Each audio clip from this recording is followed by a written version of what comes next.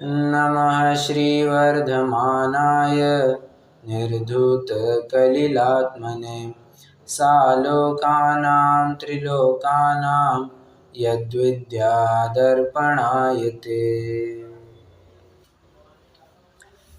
कल हम लोक मूर्ता के प्रकरण की चर्चा कर रहे थे और उसके अंतर्गत हमने कई सारे ऐसे बिंदु देखे, कई मतलब लाइव चर्चा हुई हमारी, जिसके माध्यम से हमने कितने सारे उदाहरण देखे जहाँ पर लोग में जो जो कुप्रवृत्तियाँ पाई जाती है, लगभग उन सब की चर्चा की थी।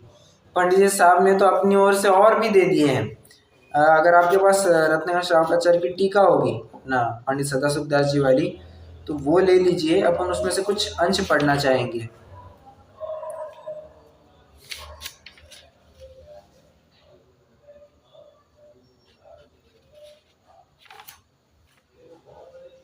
पेज नंबर 43 ले लेना।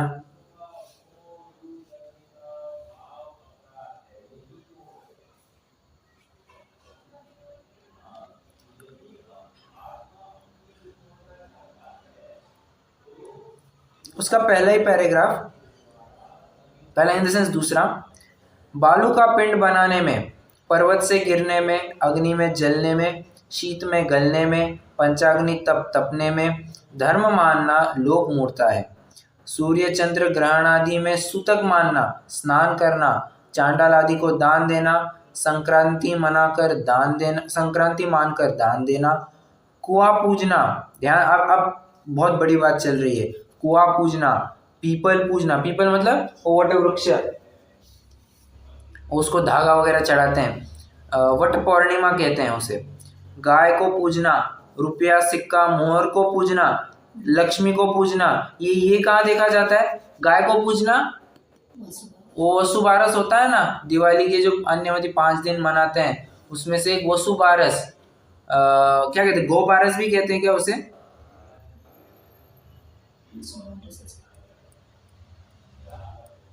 गोधन पूजा, हाँ गोधन पूजा, राइट, वो भी कहते हैं, हमारे यहाँ भी उसे वसुबारस कहते हैं। एनीवे एक और पर्व है वहाँ उसका, पोंगल, बैलों का होता है वो। आपके यहाँ पे क्या कहते हैं?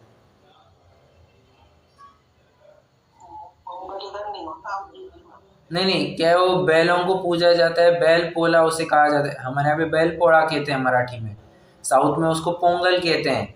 तो ऐसे कुछ अलग अलग शब्द है जहाँ पर बैल को बराबर शुद्धि साफ सफाई करवा के उसकी सब पूजा वूजा करते हैं, ये भी उसमें इसी के अंतर्गत आ जाएगा। रुपया सिक्का मोहर को पूजना, लक्ष्मी को पूजना, अब ये कहाँ की बात आ गई? दिवाली के दिन, राइट, जो लक्ष्मी पूजन जो करते हैं दिवाली के दिन जो होता है वो भी।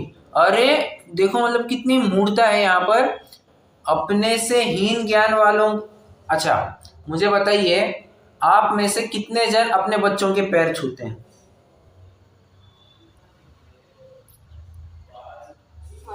कोई नहीं छूता, बराबर।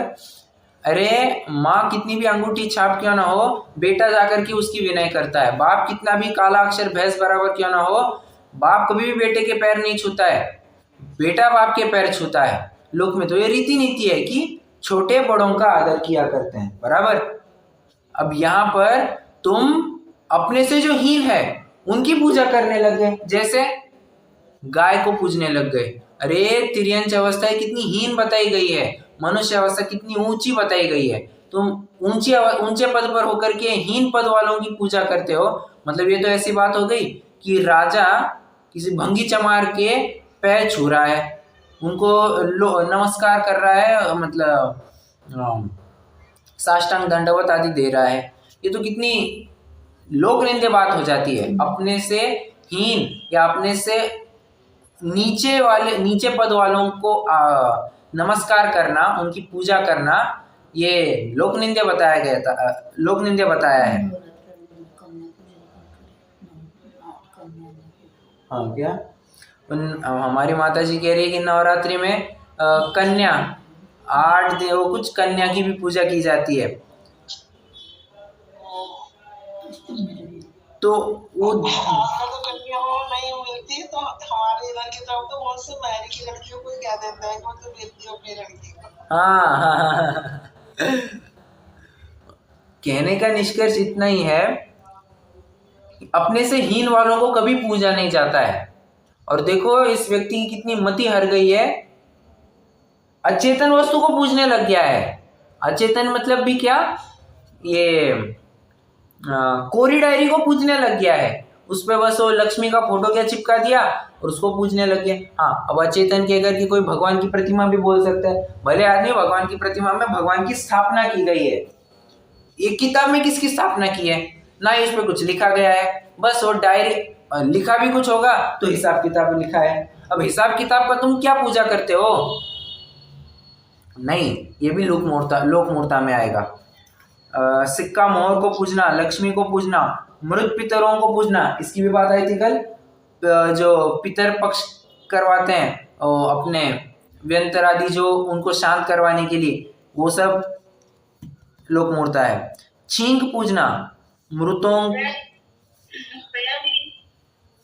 जो मृत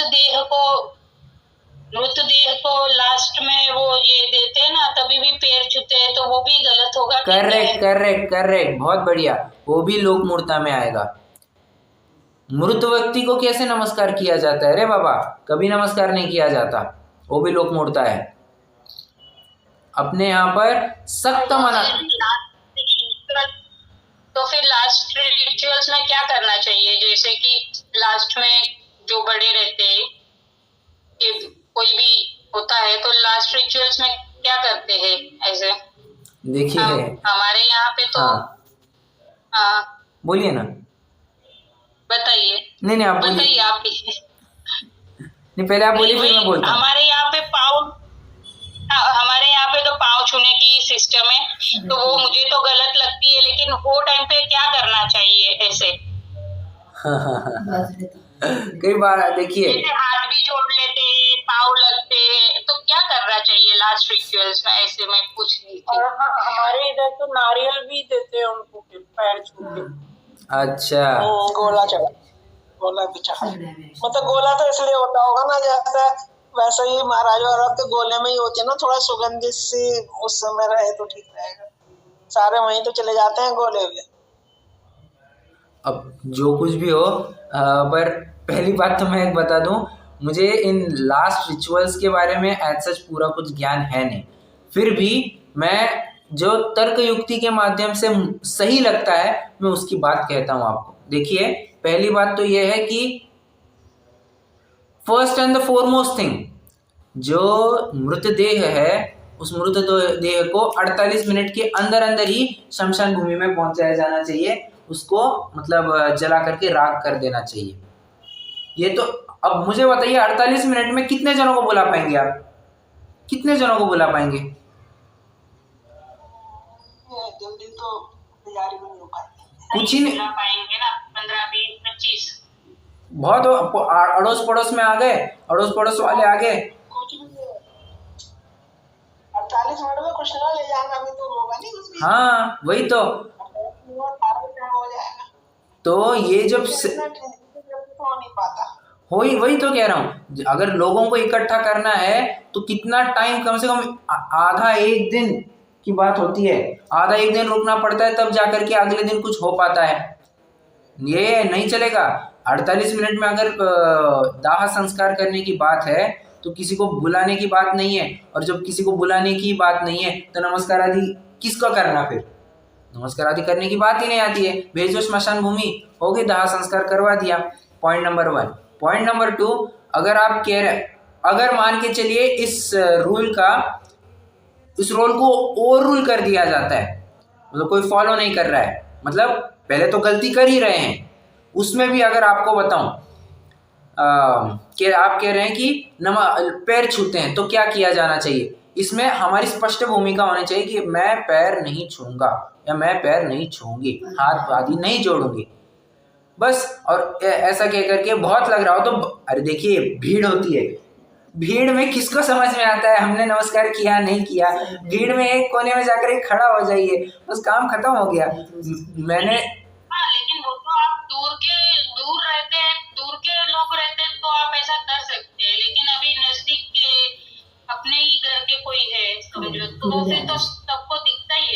ये आपको एक दो दिन में कोई आपके घर में गुजर गया क्या? नहीं नहीं, ऐसा नहीं है। मैं अच्छा। देखो, हमारे तो बहुत होता है, लेकिन दूर के लोगों में तो मैं जाती मीन्स ऐसे ये पाँव छूने जाती ही नहीं हूँ। हाँ लेकिन ये एक बात पूछनी थी कि क्या करना होता है उस टाइम पे ऐसे करके, कि अभी अपने ही घर के कोई हो तो सब लोग ध्यान तो रखते ही है ना ऐसे। हाँ, तो ऐसे में हमारी वही कह रहा हूँ, भूमिका एकदम स्पष्ट होनी चाहिए कि मैं पैर नहीं छूंगी या मैं पैर नहीं छूंगा, बस। हाँ, और उसके ऊपर से लोग डांटेंगे, ताने मारेंगे। मुझे बताइए, उनके डांटने ताने मारने से वो क्या कहेंगे? इनकी गति खराब हो जाएगी। भले आदमी इसकी गति खराब होने के लिए ये व्यक्ति सामने होना चाहिए, वो जीव सामने होना चाहिए ना। वो जीव तो कब का, मतलब मरण होकर के 2 समय 3 समय 4 समय मैक्स दूसरा जन्म ले लिया था उसने। हम कहाँ विचार करते बैठ रहे हैं? वो गति कब की चली गई है। अब उनके अज्ञान की वजह से वो हमको कोसे, इसमें हम क्या कर सकते हैं? वो तो उनका अज्ञान है, वो उसका फल भोगेंगे। दूसरे कोसेंगे, इसके लिए हम कुछ गलत करें, ये बात अच्छा। सामने वाला आकर के हमारा खून हम शराब ना पिए तो सामने वाला आकर के हमारा खून कर देगा, इस डर से हम शराब थोड़ी ना पीना चालू कर देंगे। थोड़ा सा मतलब एक्सट्रीम लेवल उदाहरण दे दिया, बट आप समझ लीजिए। कोई गलत हमें कहेगा कि तुम गलत कह रहे हो, हमें कोई डांटेगा, फटकारेगा, अगर इस विचार से हम सही कार्य करना छोड़ देंगे तो ऐसे कुप्रवृत्तियां कितनी चालू हो जाएगी। हमारा निर्णय, हमारी भूमिका एकदम स्पष्ट होनी चाहिए, नहीं मतलब नहीं। वो तो मिट्टी है, वो डेड बॉडी और डेड बॉडी में क्या है अभी? आदर सत्कार किसका? अच्छा, आदर सत्कार किसका हुआ करता है? जो चेतन वस्तु है, चेतन, वो उस शरीर का भी आदर क्यों होता है? उस शरीर में वो चेतन राज बैठा है, चेतना है अभी उसमें, इसलिए उस व्यक्ति के पांव छुए जाते हैं, उसको नमस्कार आदि किया जाता है। मुर्दे को कौन पूछता है? मुर्दे को कोई नहीं पूछता है। बस अब ये किसी ने चालू कर दिया है तो फॉलो होते जा रहा है, ऐसी बात नहीं है। ये तो ऐसी बात हो गई जैसे एक राजा का बहुत बड़ा जुलूस निकलने, मतलब विजय यात्रा निकलने वाली थी। मतलब मंत्री ने उस समय में पूरी गांव में, पूरे शहर में, नगर में स्वच्छता कराई, सब जहां से राजा गुजरने वाले थे सब एकदम अच्छे से काम करवा दिया। और दूर से ही मंत्री ने देखा, ओहो, कुत्ता आ गया बीच में और उसने लेटरिन कर दी। अब कुत्ता थोड़ी ना मनुष्य के अधीन है, वो तो अपना स्वतंत्र है। और वो उसने देखा तो फटाक से जब से गया उसने एक माला फेंक दी उस लेटरिन के ऊपर। और उसको लगा अरे मंत्री जी ने क्या किया होगा। बाकी 2 जनों ने भी उसके ऊपर माला डाल दी, धड़ाधड़ माला डालने लग गए। और जब तक राजा आया, राजा ने देखा, ओहो, यहाँ पर इतनी सारी मालाएं डली है, जरूर यहाँ कोई ना कोई भगवान होंगे, ये लो मैं भी मेरी अपनी माला डालता हूँ। मंत्री कहने लगा, रुको, ये अनर्थ मत करो, ये मैं बात आपको कल बताता हूँ। और कल बताया कि ये सब हुआ था।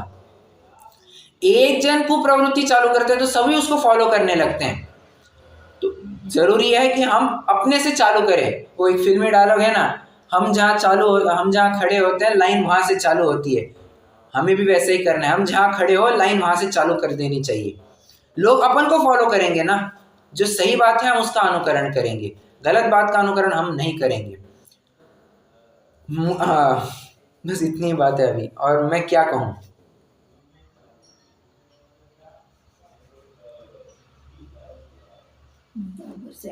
I hope I have made my self clear कि बाबा नहीं मतलब नहीं, पैर नहीं छुएंगे, नमस्कार नहीं करेंगे, नहीं तो नहीं करेंगे।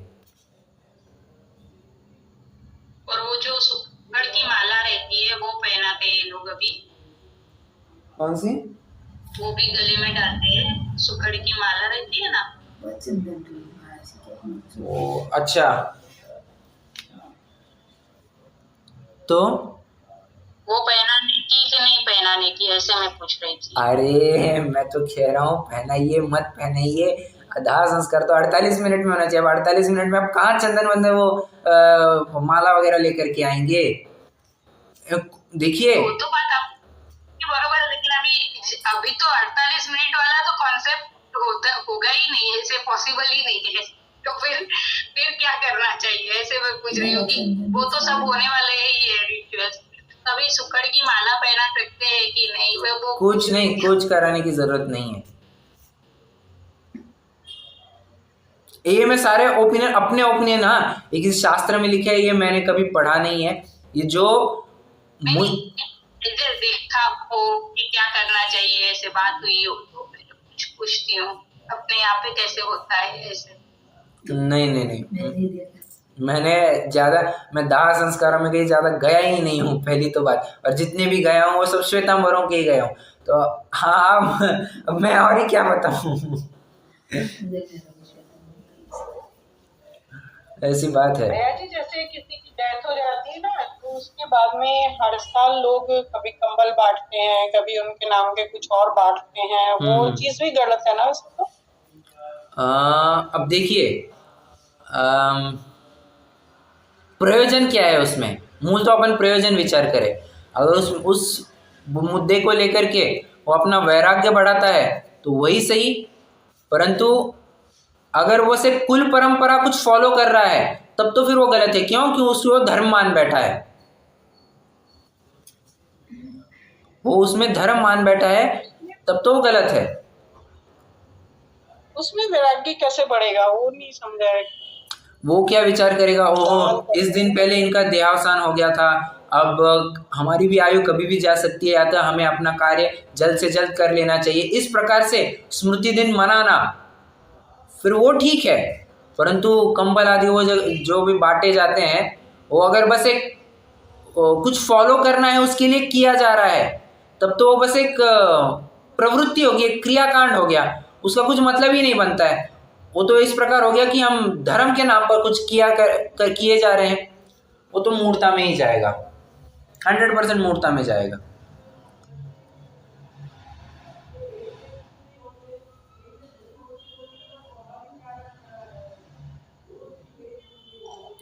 कांड तो मेरे ख्याल से नहीं होगा, ये तो सिर्फ दान के उससे कि चलो कोई दिन कुछ दान कर दिया करेंगे, विचार बना दिया कुछ लोगों ने। आप वैसे कहिए, अब देखिए फिर किस उद्देश्य से कर रहे हैं, मैं वही कह रहा हूँ ना, किस उद्देश्य से कर रहे हैं, उसमें उद्देश्य क्या है, हमारा क्या स्वार्थ सदने वाला है? कुछ नहीं है ना, मतलब आउटपुट कुछ दिखाई ही नहीं दे रहा है। मरा है व्यक्ति जो 1 साल पहले, हम उसकी स्मृति दिन अभी मना रहे हैं, और उस स्मृति दिन के निमित्त से दान करना ना, स्मृति वाले दिन बहुत लोगों ने ये सोच लिया कि हम कुछ लोगों को खाना खिला देंगे या दान कर देंगे। मतलब ये परंपरा नहीं है कि तुम्हारा एक भाई कर रहा था दूसरा भी करेगा, चाचा कर रहा है तो ताऊ भी करेगा, ऐसा कुछ नहीं है। कुछ लोग मतलब उस दिन के लिए दान कर लेते हैं, मैंने ऐसा देखा है। तो चलो आज के दिन 1 साल में एक बार हम कुछ दान तो करते हैं, तो फिर एक ही दिन क्यों, अगले दिन क्यों नहीं, उसी दिन क्यों? हाँ, बस उन्होंने स्मृति दिन भी हो गया जैसे कि, मतलब कहीं ना कहीं उन्होंने इसी दिन करके वो धर्म की भावना छिपी हुई है। आप थोड़ा विचार करना, दान देना था फिर उसी दिन क्यों दिया? 10 दिन पहले दे देते या 20 दिन पहले दे देते। देने की इतनी भावना थी तो दान के नाम पर ही देने तो ना, तो दान के लिए फिर एक दिन के लिए क्यों आड़ंगा लाना? कभी भी दे, 365 दिन है, एक ही दिन क्यों चुनना उसके लिए? नहीं, आप मैं तर्क असंगत कुछ बात कह रहा हूं तो आप बोलिए। नहीं वो सही है। पर वो इफ्स एंड बट्स में देखिए, इफ्स एंड बट्स में आप चाहे उतना खेल सकते हैं, उसके लिए फिर कोई अंत नहीं है। जो सही बात है वो तो मैंने कह दी कि दान देने के लिए एक दिन की बात क्यों रखना।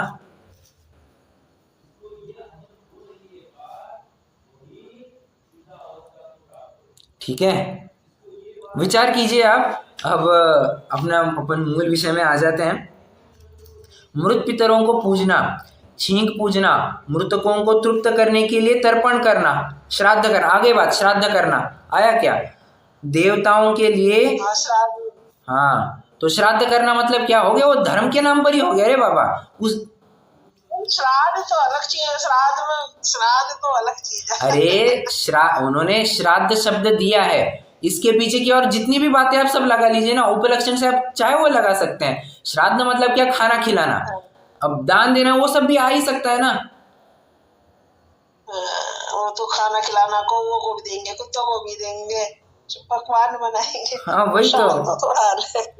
मैं वही कह रहा हूँ, श्राद्ध भले ही सिर्फ खाने पीने के लिए सीमित है, थोड़ा और एक्सटेंड कीजिए ना स्कोप को। इस दिन यदि हम पंडित को खिलाएंगे तो वो हमारा ही व्यक्ति खा रहा है, उनकी भावना ये है उसके पीछे। क्या क्या? जिस दिन हमने पंडित को खाना खिलाया, मतलब श्राद्ध जो करते हैं वो ये मानते हैं कि उन्हीं की पसंद का खाना बनाएंगे, जो जिसके लिए का भी श्राद्ध हो रहा है, ये उसी की पसंद का खाना बनाकर पंडित को खिलाएंगे। और उनका ये विचारधारा है कि पंडित को खिला दिया तो यह हमारे मृतक व्यक्ति ने खा लिया। अरे बाबा, हाँ वो ये चीज मानते हैं श्राद्ध वाले दिन। अच्छा, जो कुछ भी है, आप तो भावनाओं को समझे मेरी। मैं क्या कहना चाह रहा हूँ, आप जो कह रहे हैं बिल्कुल सही है, वो मान्यता बिल्कुल गलत है ही, नो डाउट। परंतु मैं क्या कह रहा हूँ, श्राद्ध भले ही भोजन तक सीमित किया है, आप श्राद्ध का स्कोप इतना लिमिटेड क्यों रख रहे हैं? फिर और भी एक्सटेंड कीजिए ना, और जितनी कुछ भी चीजें बांटी जाती है वो भी श्राद्ध में ले सकते हैं। इसमें मुझे कोई हर्जा नहीं लग रहा है।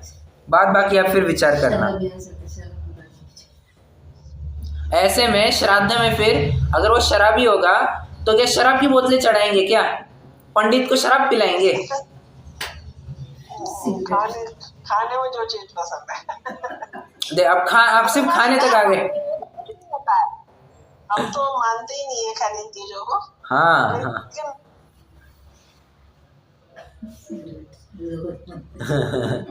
ठीक है। देवताओं के लिए रत जगह करना। रुकिए वो होता क्या है, वो रज, वो क्या होता है, जागरण का व्रत करते हैं ना, रात भर जगते हैं और क्या करते हैं, बस गाने गाते हैं, अंताक्षरी खेलते हैं। अरे बाबा, वो व्रत होता है कोई तो भी, उसमें नवरात्रि के टाइम पे भी, नवरात्रि कभी तो भी करते हैं, मुझे अच्छे से याद नहीं है। वो तो जागरण ही करते हैं, वो तो धर्म की बात ही बोलते हैं ना। अरे नहीं क्या होता है जागरण में, कोमल जी? एक तो जागरण में कन्याओं को करना रहता है, ऐसा कुछ होता है। हाँ। और दूसरा वो 16 सोमवार होने के बाद में एक जागरण करना पड़ता है, ऐसा कोई कॉन्सेप्ट है। अच्छा, और जागरण में करते क्या है? मूवी देखते हैं। हो गया ना, मतलब ताशबाजी करेंगे। हो गया। सुनाइए कुछ। ताश खेलते हैं और क्या करते हैं दूसरे। मजा मारेंगे, सिर्फ धर्म के नाम पे मजा मार रहे हैं, मतलब वही कह रहे हैं। तो देवताओं के लिए रत जगह करना, गंगा जल को पवित्र मानना, तिर्यंचों के रूप को देव मानना, कुआं, बावड़ी, वापिका, तालाब खुदवाने में धर्म माना। हो, ये बहुत बड़ी बात है। प्याऊ खुलवाए, तालाब खुलवाए, प्यासों को पानी मिले, भूखों को भोजन मिले। ना, ये इसमें कोई धर्म नहीं रखा है। कोई कहेगा कि मैं एक क्या कहते हैं वो, भोजनशाला खोल दूंगा जहाँ सभी लोग, अनाथ लोग आकर के भोजन कर लेंगे, एकदम मुफ्त में, मुफ्त भोजनालय जहाँ पर सब सुविधाएं मिल जाएंगी आपको। ये कोई धर्म नहीं है, ये कोई धर्म नहीं है, इतनी बात पक्की है।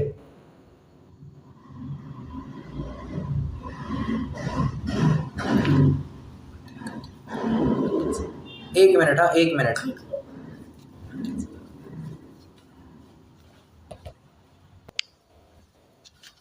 आवाज आ रही है? हाँ जी। ओके। तो बात इतनी है कि भोजनालय जो कुछ भी है उसमें धर्म ही मानता है व्यक्ति, तो ये लोक मूर्ता में चले जाएगा।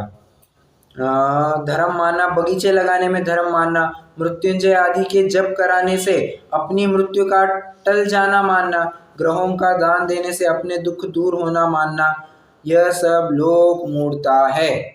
बहुत कहने से क्या, अब देखिए अपन भी बहुत चर्चा कर चुके हैं, बहुत कहने से क्या, जो योग्य अयोग्य, सत्य असत्य, हित अहित, आराध्य अनाराध्य का विचार रहित लौकिक जीवों की प्रवृत्ति देखकर जैसे अज्ञानी अनादि के मिथ्या दृष्टि प्रवर्तते हैं, उसी प्रकार की प्रवृत्ति को सत्य मानकर विचार रहित होकर प्रवर्तन करना वही लोक मूर्ता है। मतलब कह रहे हैं तुम सत असत का कुछ विवेक ही नहीं रखते हो, सदसतोर विशेषाद्य दृच्छोपलब्धेर उन्मत्तवत, और उन्मत्त की भांति प्रवृत्ति करते हो, चाहे वो अनर्गल प्रवृत्ति कर बैठते हो, ये लोक मूर्ता में जाएगा। ठीक है, हम किसी क्रिया को नहीं करने से रोक ही नहीं रहे हैं। क्या कहा? हम किसी क्रिया को करने से रोक ही नहीं रहे हैं। पॉइंट नंबर 1, उस क्रिया से फायदा क्या हो रहा है ये तुम विचार करो, प्रयोजन क्या है। पॉइंट नंबर 2, क्या वास्तव में वो सही क्रिया है, मतलब तर्क की कसौटी पर उस क्रिया को कस के देखो, अगर वो सही उतर रही है तो कोई दिक्कत नहीं, तर्क संगत लग रही है वो क्रिया तो ठीक है, हमें उसमें कोई दिक्कत नहीं है। हमारी कंडीशन क्या है? तुम क्रिया कर रहे हो ठीक है, परंतु वो तर्क की कसौटी पर सही उतरनी चाहिए। कोई उठपटांग कुछ भी क्रिया करने लग जाए ऐसी बात नहीं चलेगी। ठीक है, कहने की बात मैं ये नहीं कह रहा हूं कि ये जो क्रियाएं कर रहे हैं ये सब करने लग जाए, ना ना ना, ये बातें नहीं कह रहा हूं मैं। मेरे तो कहने के निष्कर्ष इतना ही है, सही होनी चाहिए, तर्क की कसौटी पर सही उतरनी चाहिए, दैट्स इट। मतलब विचार पूर्वक कोई भी क्रिया कर रहे हैं ना, विचार पूर्वक की जानी चाहिए। कितने ही जिन धर्मी कहलाते हुए भी आत्मज्ञान रहित, अच्छा ये तो ठीक है, हाँ बराबर, आत्मज्ञान रहित होकर परमागम की आज्ञा को नहीं जानते हुए भेषधारियों द्वारा कल्पित अनेक क्रियाकांड तथा तीर्थंकर आदि का तर्पण कराना, अपने पिता व पितामह का तर्पण कराना, यक्षादि के लिए होम यज्ञादि में अपना कल्याण होना मानते हैं, शकलीकरण क्या होता है, शकलीकरण आदि विधान कराना, यह सब लोक मूर्ता ही है। अब शकलीकरण क्या है मुझे पता नहीं है। कितने ही स्नान करके रसोई करने में, स्नान करके जीमने में, जीमने मतलब खाने में, आला बिना किसी दूसरे के स्पर्श किए, आला मतलब अनटच्ड, वस्त्र पहनकर जीमने में अपनी पवित्रता शुद्धता परम धर्म ही मानते हैं, परंतु अभक्ष भक्षण तथा हिंसादि के होने का विचार ही नहीं करते हैं। यह सब मिथ्यात्व के उदय से लोक मूर्ता ही है। बहुत सारी बातें हैं। अब लोक मूर्ता की प्रवृत्ति कहाँ तक गिनी जाए? अरे कई सारी बातें तो ये है कि भगवान को पसंद आता है हम शराब चढ़ाएंगे, होता है। अरे कई धर्म है ऐसे, शायद अपनी कल भी बात हो रही थी, कई धर्म ऐसे हैं जो ये मानते हैं क्या कि भगवान को शराब चढ़ाने से भगवान खुश होंगे, और फिर प्रसाद तो सबको चाहिए ही होता है, प्रसाद तो सबको चाहिए ही होता है, हो गया काम, और क्या चाहिए। मेरा एक दोस्त कह रहा था कि बंगाल में जो ब्राह्मण होते हैं, बंगाली ब्राह्मण जो होते हैं, वो तो भगवान या देवी देवता जो उनके आराध्य होते हैं, तथा कथित आराध्य, उनको नैवेद्य के रूप में मछली चढ़ाते हैं, मांस चढ़ाते हैं।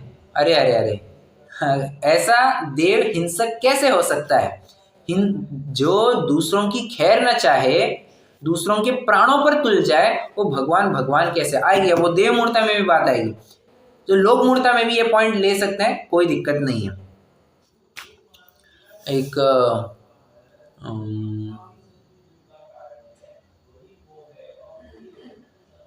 और है, महाराष्ट्र में गांव साइड में होता क्या है कि बैलों का ना, बलि का नहीं, बैलों को होता क्या है, बैलों की एक शर्त लगाई जाती है, कंपटीशन करवाते हैं,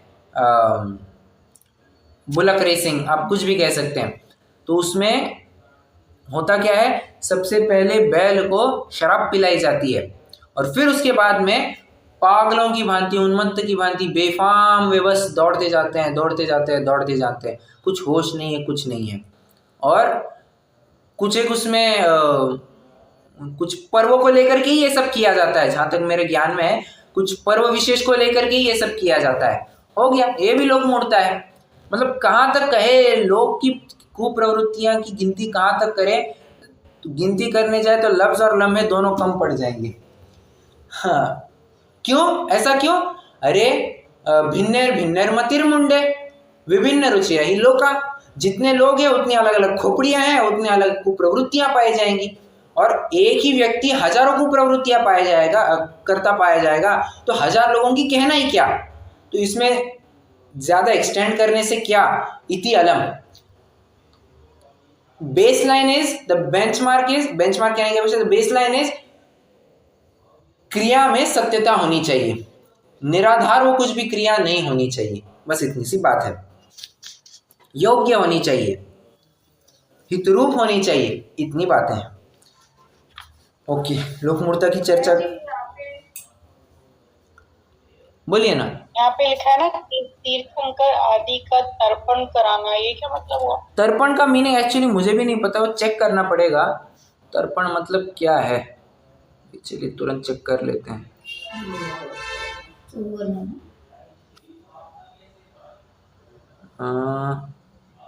तृप्त करने की क्या, तर्पण मतलब तृप्त करना। तो देवताओं, ऋषियों या पितरों को तुंडल या तिल मिश्रित जल अर्पित करने की क्रिया, मतलब एक प्रकार से खुशी करना, राजी करने की बात है। ओके, गूगल पापा ने हमको बता दिया सीधा। वो हवन वगैरह नहीं ना, हवन वगैरह भी ले सकते हैं, परंतु यहाँ पर क्या लिखा है कि तंदुल या तिल मिश्रित जल अर्पण करना, वो जो क्रिया है उसको तर्पण कहते हैं। जल अर्पण में ही आता है ना तर्पण, तो ऐसा सूर्य को जल देते हैं, कुछ लोग तो कहते हैं ना जल अर्पण में ही तर्पण आता है वैसे तो ज्यादा। अब वो क्या है, फ्रैंकली स्पीकिंग मुझे कुछ पता नहीं क्या है, बस एक कोई तो भी क्रिया है जिसके माध्यम से सामने वाले व्यक्ति को खुश किया जाता है, इतनी बात है। ऐसा लोगों का मानना है, खुश किया जाता है, ऐसा लोगों का मानना है। हाँ, जैसे अष्टमी का पर्व वगैरह पे पूजा करते हैं ना 8 दिन, हाँ, फिर विधान वगैरह होता है कहीं, तो फिर उसके बाद में लास्ट डे हवन भी करते हैं यहाँ पे। हवन करते हैं, हाँ, ये तो टोटली निषिद्ध है। हवन ये वैदिक संस्कृति की बात है, जैन संस्कृति में होम हवन सर्वथा निषिद्ध बताया गया है, सर्वथा निषिद्ध, मतलब गृहीत मिथ्यात्व है। कोई भी महाराज हो वो भी करवाते हैं। हाँ, हवन तो हमारी तरफ भी होता है, लेकिन पहले अग्नि में होता था, अब चावल से ही कर देते हैं बच्चे। मतलब अग्नि जलाई जाती है ना? नहीं, वो चावल से पहले तो अग्नि से ही हुआ करता था पाठ के बाद, लेकिन तब जब से ज्ञान हुआ है तो अब 10-20 साल से अपना चावल से ही होने लग गया है। जो कुछ भी हो, जो उनके वो पढ़े जाते हैं ना मंत्र, तो सारे जो कुछ भी हो, ये होम, सुनिए नहीं, यहाँ तो अग्नि से ही कराते हैं, जैसे प्रमाण सागर जी महाराज है या कोई भी। हाँ, कुछ लोग दोनों तरह से चल रहा है, लेकिन जो जाते हैं तो वो कह देते हैं तुम्हें करना है तो जहाँ तुमने अपना मतलब सामग्री चढ़ाई है वहीं पे कर लो, लेकिन पाठ के बाद होता तो है, ये जानी हो मैं शास्त्रों में ही लिखा हुआ है मेरे ख्याल से। वो कौन से शास्त्रों में? शिव चक्र का पाठ है उसमें भी होता था ये हवन, मैंने देखा है, मतलब ये तो अब वो उसमें होता है, हस्तिनापुर वगैरह में भी सब जगह ये हवन तो होता है, लेकिन अब चावलों से सामग्री वाली थाली में होता है। जो कुछ भी हो, पहली बात तो ये है, मैं तो इतना ही कह रहा हूँ, अग्नि आदि के माध्यम से तो पूरा निषिद्ध है, पूरा का पूरा निषिद्ध है। चावल आदि की क्या, मात्र चावल या अनाज आदि की क्या प्रक्रिया है ये मुझे जानना पड़ेगा, ये मैं जान करके आपको बताऊंगा। बात की, हाँ देखिए,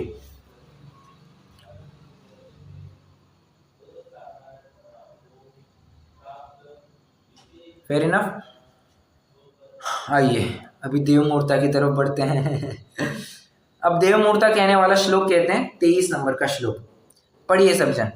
वरोपलिप्स याशावान राग द्वेष मलीमसाः देवता यदुपासीत देवता मूढ़मुच्यते।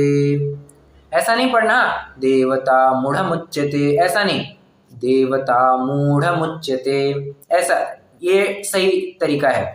फिर से एक बार, वरोपलिप्स याशावान एक और वरोपलिप्स याशावान याशावान ऐसा नहीं पढ़ना है, याशावान, न हलंत है वहां पर, ठीक है, तो आधा ही उच्चार होगा न का।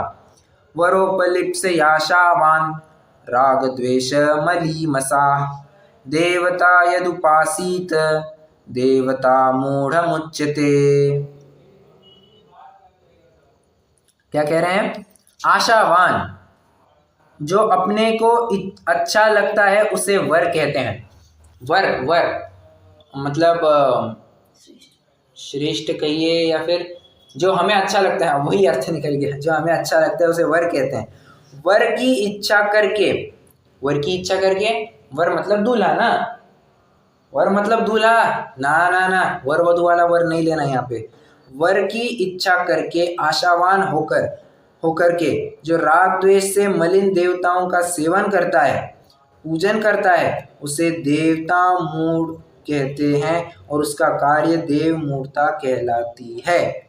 ओके, सिंपल सी बात है। यहाँ पर उन देवी देवताओं को कैसा कहा? राग द्वेष मलीमसा। मलीमसा मतलब राग द्वेष से मलिन है। 6 डाला की पंक्ति कोई बताएगा मुझे?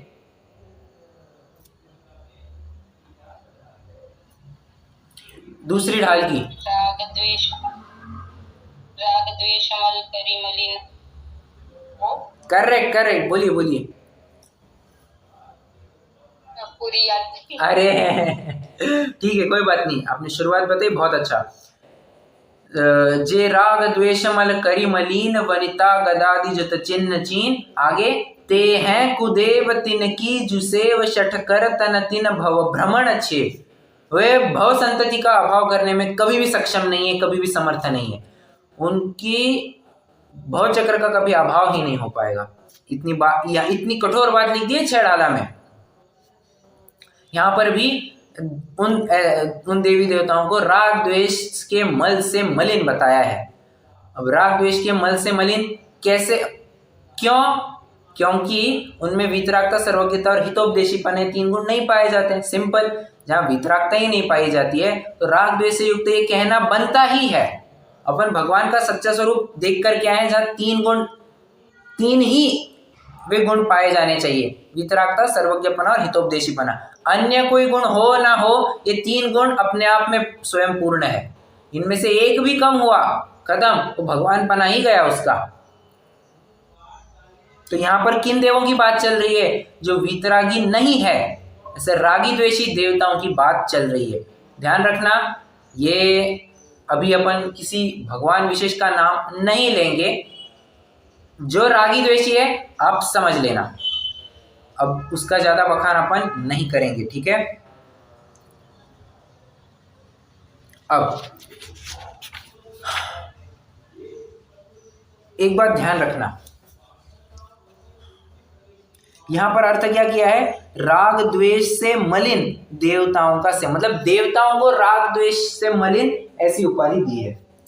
यहां पर एक अर्थ थोड़ा मैं ऐसा करना चाहूंगा, स्वयं राग द्वेष से मलिन होकर के, स्वयं राग द्वेष से मलिन होकर के। किस प्रकार के राग द्वेष? अरे किसी एक इच्छित वस्तु की प्राप्ति करना, वे राग द्वेषी तो हो गया। तो इच्छित वस्तु की प्राप्ति के लिए जो तुमने रागी द्वेषी हुए तुम, उसको लेकर के भगवान से जो तुमने मन्नत मांगी, दुआ मांगी, सिफारिश कह रहा हूं, कुछ प्रार्थना की, कुछ मांगा, याचना की, वो देव मूर्ता में जाएगा। देव मूर्ता, तुमने भगवान का सच्चा स्वरूप नहीं पहचाना ना, यही देव मूर्ता है। मतलब इसका अर्थ क्या ये भी निकल सकता है? क्या निकल सकता है?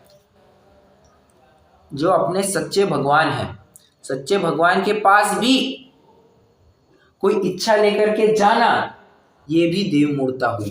क्यों? अरे हम देव शास्त्र गुरु के श्रद्धान में एक बहुत बड़ी बात देख करके आए हैं, सच्चे देव शास्त्र गुरु का सच्चा श्रद्धान। तो सच्चे श्रद्धान में वो देव मूर्ता का कंसेप्ट समाया हुआ है। तुम सही रूप से अगर उनका स्वरूप नहीं पहचानोगे, चाहे उठपटांग जैसे अन्यमति के भगवान अपने देवताओं से, तथाकथित देवताओं से मन्नत मांगते हैं, कुछ करते हैं, याचना करते हैं, वैसे तुम भी अपने भगवान से याचना करने लग जाओगे। तुम में और उनमें फर्क क्या रहा? सिर्फ इतना है कि वो जैन भगवान को मान रहे, वो हम जैन भगवान को मान रहे, वो नॉन जैन भगवान को मान रहे, अन्यों को मान रहे। फर्क तो कुछ नहीं पड़ा ना, ये मन्नत तो तुम भी मांग ही रहे हो। कहने का निष्कर्ष इतना ही है, फिर भगवान कोई भी हो, देने में तो कोई भी समर्थ नहीं है, देने में तो कोई भी समर्थ नहीं है। अरे व्यंतर आदि भी देने में समर्थ नहीं है। जो अब ये हवा चल पड़ी है, अच्छा एक और बात, भगवान से मन्नत मांगना, पॉइंट नंबर 1, ये तो गया ही। मैं थोड़ा और अच्छे से कहता हूं, फिर से रागी द्वेषी देवताओं से कुछ मांगना, ये तो देव मूर्ता में जाएगा ही। पॉइंट नंबर 2, सच्चे देवता से भी कुछ मांग करना, ये भी देव मूर्ता में चला जाएगा। पॉइंट नंबर 3, जो देव नहीं है, जो देव नहीं है, जिनको देव माना गया है, ऐसे व्यंतर, भवनवासी, क्षेत्रपाल, पद्मावती, धर्मेंद्र आदि जितने भी है, उन सभी को मानना, ये भी देव मूर्ता में चले जाएगा। कैसे? तुम उनसे मन्नत आदि मांगते हो, वो तुम्हें देने में कैसे समर्थ है?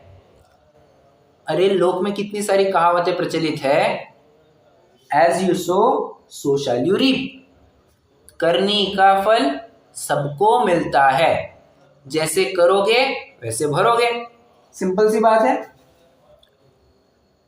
जब लोक व्यवहार में ये सब कहावतें प्रचलित है, तुमने कहाँ से कंसेप्ट लाया कि भगवान तुम्हें कुछ दे देंगे या व्यंतर आदि तुम्हें कुछ दे देंगे, तुम्हारी मन्नत पूरी कर देंगे, ये कहाँ से लाया कंसेप्ट?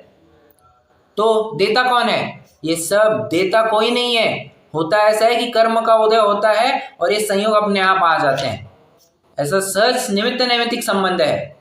यहाँ कर्मों का उदय होना और संयोगों का आना, ये सहजता में बात होती है।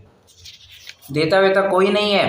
अरे कार्तिकेय अनुप्रेक्षा में तो आप पेज नंबर 45 खोलेंगे, वहां पर कार्तिकेय अनुप्रेक्षा की 2 गाथाएं उद्धृत कर दी है। बहुत शानदार गाथा है, उन पढ़ते हैं उन गाथाओं का। अपन नहीं हुआ अभी तो अपन कल चर्चा करेंगे, पर गाथा का पार्ट तो जरूर करेंगे। नय को विदेदि लच्छी न को विजीवस कुण दिवयारम उवयारम अवयारम कम्मं सुहासुहम कुणदी। एक बात है, ये जो 2 गाथा है ना, इन 2 गाथाओं को आप याद करना मतलब कर्मा। नमोकार मंत्र से भी, नमोकार मंत्र क्या कहे, नमोकार मंत्र को एक दफा भूल जाए तो ठीक, इन 2 गाथाओं को नहीं भूलना। क्यों? इसमें पूरा जिनागम का सार भरा हुआ है। आप ऐसा भी कहेंगे तो भी कोई दिक्कत नहीं है। क्यों? अरे इसमें पूरा वस्तु स्वातंत्र की तो बात लिखाई गई है। क्या कहा है इन्होंने? नय को विदेदि लच्छी, कोई लक्ष्मी देने में समर्थ नहीं, किसी जीव को कोई लक्ष्मी देने में समर्थ ही नहीं है। न को विजीवस कुण दिवयारम, तथा कोई किसी जीव का उपकार भी नहीं कर सकता है। क्यों? रीजन, उवयारम अवयारम कम्मं सुहासुहम कुणदी। तुमने ही पूर्व में जो कोई कर्म बांधे होंगे, क्या है वो, हाँ करेक्ट, स्वयं किए जो कर्म शुभाशुभ। आगे बात को पूरा कीजिए। फल निश्चय ही वे देते, करे आप फल देय अन्य तो स्वयं किए निष्फल होते। आप करे और दूसरा दे, ये नहीं चलेगा। मतलब यहाँ पर सिर्फ वस्तु स्वातंत्र की तो बात आ गई।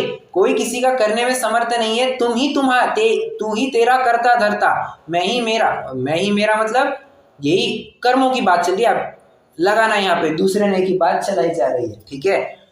तो कोई पर वस्तु तुम्हारा करने में समर्थ नहीं है, इतनी बात तो यहाँ पर जरूर आ ही गई है। तो किसी ना किसी अंश में उस वस्तु स्वातंत्र का उद्घाटन यहाँ जरूर किया गया है। विचार करना। उवयारम अवयारम कम्मं सुहासुहम कुणदी। ओ उपकार अपकार ये तुम सब कर्म जनित है। कर्म बलवान है, कर्म ही तुम्हें सब कुछ देगा। कर्म के निमित्त से सब, कर्म उदय के निमित्त से सब संयोग वियोग जो होना है वो होता है। तुम्हारे किए कराए विचार करने से कुछ कम ज्यादा होता नहीं है, दैट्स इट।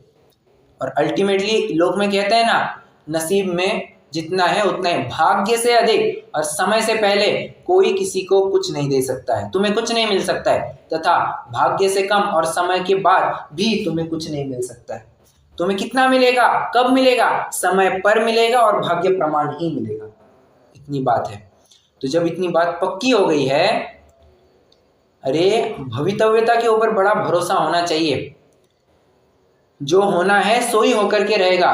किसी भगवान व्यंतर ज्योतिष के अधीन जाकर के उनकी पूजा अर्चा करके कोई काम होने वाला है नहीं, इतनी बात पक्की है। आगे की भी गाथा पढ़ लेते हैं, थोड़ा सामान्य अर्थ करते हैं, रुकते हैं, इसका विशेष अर्थ अपन कल करेंगे, अभी तो बस भूमिका जमा रहा हूँ।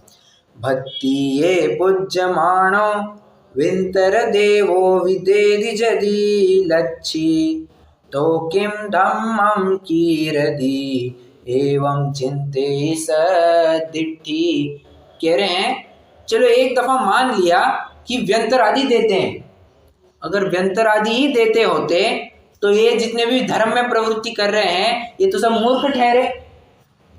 हाँ, तो किम धम्मम कीरति, तो धर्म करने की बात ही नहीं आती है बाबा, कोई मतलब ही नहीं बनता है ना। देखिए क्या कह रहे हैं, भक्ति पूर्वक पूजा करने से यदि व्यंतर देव ही लक्ष्मी देवे तो दान पूजा शील संयम ध्यान अध्ययन तपरूप समस्त धर्म शुभ भाव रूप पुण्य क्यों किए जाए। यदि भक्ति पूर्वक पूजा वंदना करने से कुदेव ही संसार के कार्य सिद्ध करने लगेंगे तो धर्म तो कर्म कुछ वस्तु ही नहीं रहेगी, व्यंतर ही समस्त सुख को देने वाला रहा, धर्म का आचरण निष्फल रहा।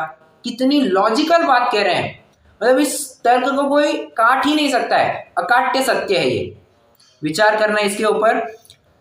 और भी कोई प्रश्न हो तो आप रख सकते हैं, नहीं तो अभी अपन जिनवाणी स्तुति करेंगे और रुक जाएंगे।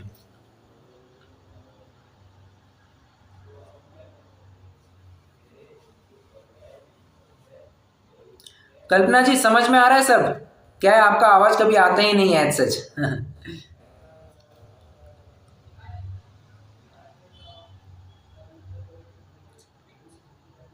सर समझ में आ रहा है सर। Okay okay good. चलिए रुकते हैं, अभी अपन जिनवाणी स्तुति करेंगे।